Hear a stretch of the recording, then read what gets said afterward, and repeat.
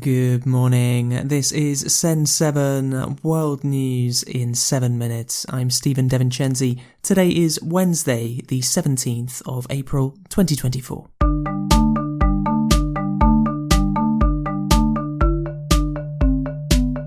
Starting in the Americas today.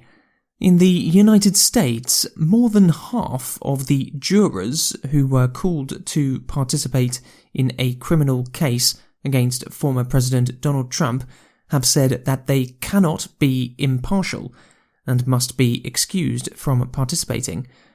Of the first 96 candidates to make a jury yesterday, 50 said that they could not be impartial. A jury is a selection of people who are chosen at random, however, they must say that they do not have a bias in the case.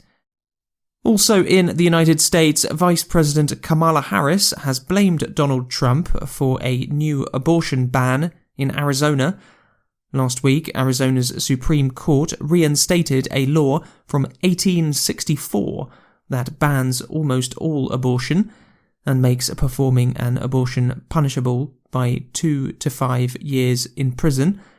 Harris said that if he becomes president again, Trump would make abortion illegal throughout the country. Because of Donald Trump, 1 in 3 women of reproductive age in our country live in a state that has a Trump abortion ban.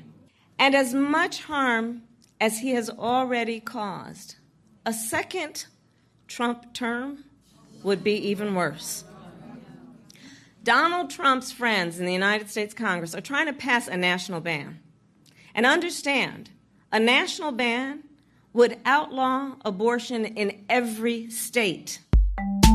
In Argentina, a ruling by the highest criminal court has said that Iran was responsible for an attack in 1994 in Buenos Aires, which killed 85 people, the worst terrorist attack in Argentina's history.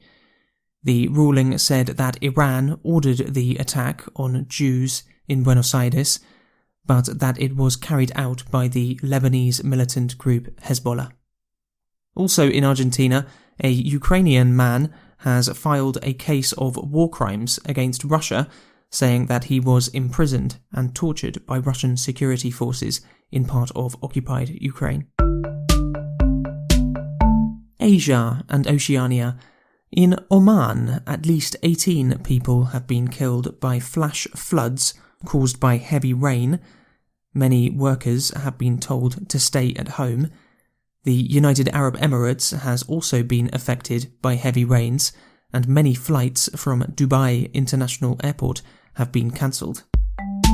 In China, German Chancellor Olaf Scholz met President Xi Jinping yesterday. Xi said that cooperation between Germany and China is not a risk. Scholz said that Chinese companies should play fair by not breaking copyright rules and by not overproducing cheap products. Scholz also said that he asked Xi to use his influence on Russia to end its war in Ukraine. In Australia, New South Wales Police Commissioner Karen Webb said yesterday that she had determined that a stabbing at a church on Monday was a terrorist attack. I declared that it was a terrorist incident. A 16-year-old boy has been arrested and 6 people have been injured, including Bishop Marie Emmanuel, who is from Iraq's Christian minority. Reports say that after the boy was tackled by members of the church, he spoke in Arabic about how the bishop had offended the Prophet Muhammad. Africa. Tanzania and Kenya are experiencing serious floods after continuous heavy rain over the last 2 weeks. Since the start of April, 58 deaths have been reported in Tanzania as a result of floods and landslides, and 100,000 people have been affected, according to the government. In Kenya, 11 deaths have been reported, according to the Red Cross. Senegal's customs authorities say that they have seized over 1,000 kilograms of cocaine, the biggest haul ever found, worth around €150 million. Africa's west coast is often used as a transit point for Latin American drug smuggling operations into Europe. In Denmark, there was a major fire at the old Copenhagen Stock Exchange yesterday. The stock exchange is one of the oldest and most prestigious buildings in Copenhagen and was built in 1625. The tall spire of the building collapsed. Some artworks were removed during the fire, however, it is believed that some have been destroyed. In Ukraine, Russia used missiles and drones to attack 13 regions across the whole country yesterday, according to the Kyiv Independent News Agency. Most drones were destroyed by air defences, however 3 civilians were killed and 8 were injured. During the last few weeks, the Russian army has continued to make small territorial gains, mostly in Donetsk region.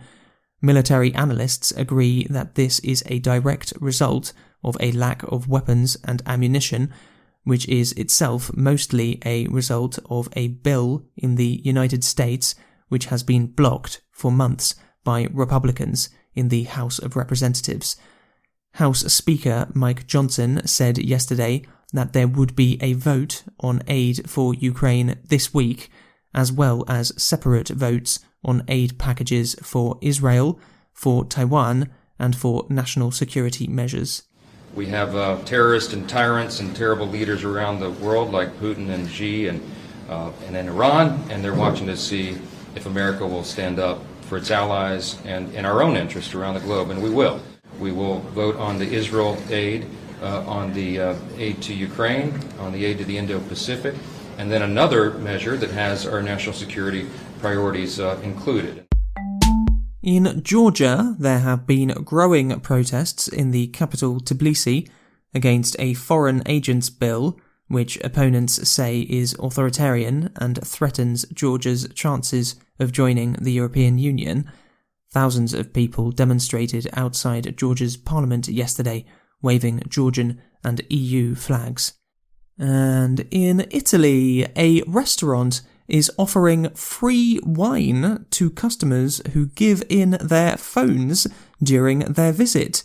At the Al Condominio restaurant in Verona, diners will be given a bottle of wine for free if they put their phone in a box from the start to the end of their visit to the restaurant. Restaurant owner Angelo Lella said that the intention was to motivate people to leave technology behind and concentrate on enjoying the moment. That's your world news in 7 minutes. You can become a supporter and have access to the transcripts of every episode and our weekly news quiz by going to send7.org. Tomorrow you will be with Juliet Martin. Have a great day.